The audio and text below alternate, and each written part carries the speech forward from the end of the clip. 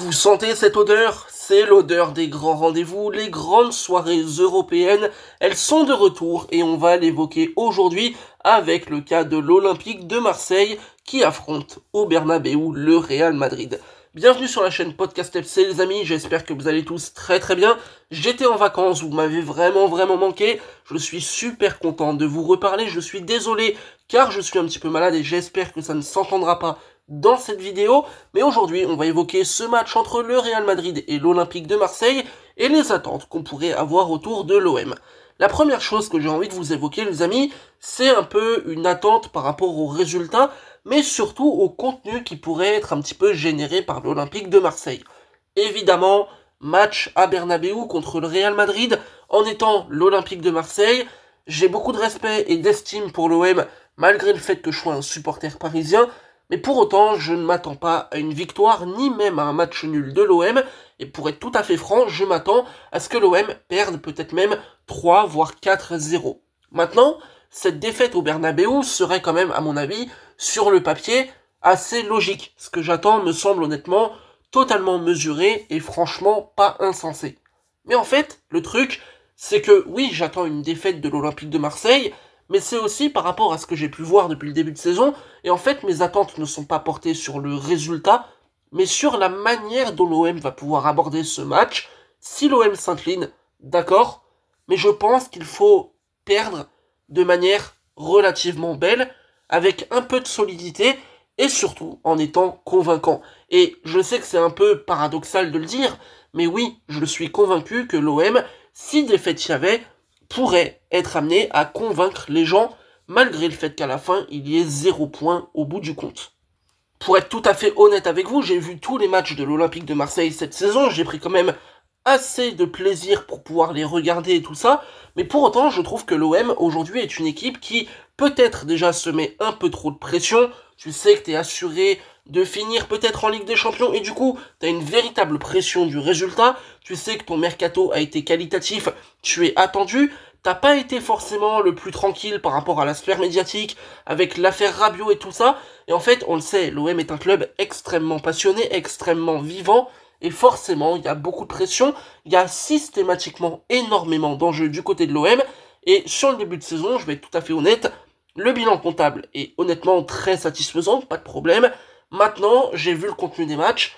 Contre Lorient, c'est un match qui, entre guillemets, est un petit peu pipé parce que Lorient prend un rouge rapidement. Je pensais que l'OM en mettrait quand même 4 ou 5 à Lorient. Ça, c'est pas la question. Mais tu peux pas comparer le contenu dans un match où t'es à 11 contre 11 et un match où l'adversaire a un joueur de moins. Ça, déjà, c'est un premier point. Contre le Paris FC, l'OM l'emporte 5-2, il est vrai. Maintenant, j'ai vu la rencontre. J'ai pas été plus convaincu que ça. Honnêtement, les amis, moi je trouve que l'OM est une équipe qui en fait aujourd'hui a beaucoup de qualité, notamment avec le recrutement d'Aguerd qui sera pas là face au Real, Pavard également, on peut les citer eux mais on pourrait en citer d'autres. Franchement, le mercato de l'OM il est de qualité. L'effectif de l'OM, il est véritablement bon.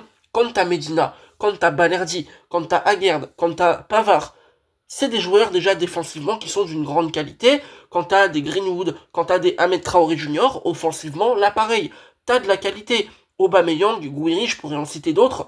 L'OM a un effectif de qualité. Et pour autant, j'ai pas vu depuis le début de saison vraiment une équipe tout à fait convaincante qui arrive à s'imposer avec la manière en étant vraiment à 100% emballante et en maîtrisant à 100% le contenu. Et finalement, ce que je veux dire par là, c'est que pour moi, l'OM se met un peu trop de pression, et en fait, c'est demain l'occasion, ce match contre le Real Madrid, de jouer en fait libéré, d'arriver au Bernabéu et de se dire, ok les mecs, on sait qu'on n'est pas attendu, on sait que pour nous, une défaite est quand même relativement plausible sur le papier, à nous de jouer libéré, de se mettre aucune pression, et de sortir un gros match. Individuellement, bien évidemment, mais aussi et surtout collectivement. J'attends que l'OM arrive à maîtriser son pressing, j'attends que l'OM arrive à créer du danger, mais surtout, bien au-delà de ça, j'ai identifié le problème numéro 1 de l'OM, et c'est là-dessus que je les attends le plus possible, c'est l'aspect défensif, et c'est la gestion de la profondeur. Et là, je cible un homme, malheureusement, et j'ai aucun problème avec sa qualité, c'est Léo Balerdi. Balerdi, honnêtement, fait un début de saison qui est compliqué, que ce soit en club ou en sélection, Et le très gros souci avec lui, c'est quand même sa gestion de la profondeur. La ligne de l'OM défensive est quand même souvent très très haute sur le terrain, et j'ai quand même la sensation que Balerdi a beaucoup de mal à lire le jeu, notamment dans son dos. Et forcément, on affronte le Real Madrid, on va affronter Vinicius, on va affronter un Kylian Mbappé notamment qui est en feu et qui est incroyable sur le début de saison. Bah, je vais pas vous cacher, je m'attends à ce que ce soit potentiellement une boucherie. Parce qu'Mbappé, on le sait, les qualités de contre-attaquant sont exceptionnelles, il est capable de prendre la profondeur, et si Mbappé arrive à aller dans le dos de la défense de l'OM, et que l'OM gère aussi bien la profondeur qu'ils l'ont géré jusque-là, aïe, honnêtement, je m'attends à ce que ça fasse très mal. Et c'est là, précisément, que j'attends l'OM. Quel réglage de Zerbi pourra faire? Quels ajustements les défenseurs de l'OM vont pouvoir mettre en place pour ne pas tomber dans le piège du Real Madrid et ne pas retomber encore une fois dans la lacune principale de l'OM, la gestion de la profondeur du dos dans la défense. Ça va être un vrai test, ça va être un énorme match évidemment.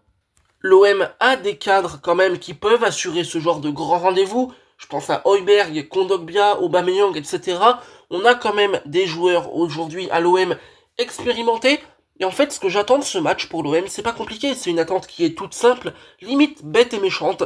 C'est que l'OM arrive à sortir de cette pression, arrive à sortir une prestation convaincante, peu importe le résultat, et en fait, lance définitivement sa saison. Parce qu'en championnat, le bilan, il est ok, mais pour être le second de Ligue 1, pour vraiment être compétitif à 200%, quand tu sais qu'en plus tu vas jouer sur tous les tableaux, il va falloir que l'OM lance sa saison et soit uni, solidaire, bien meilleur dans le pressing, techniquement, défensivement.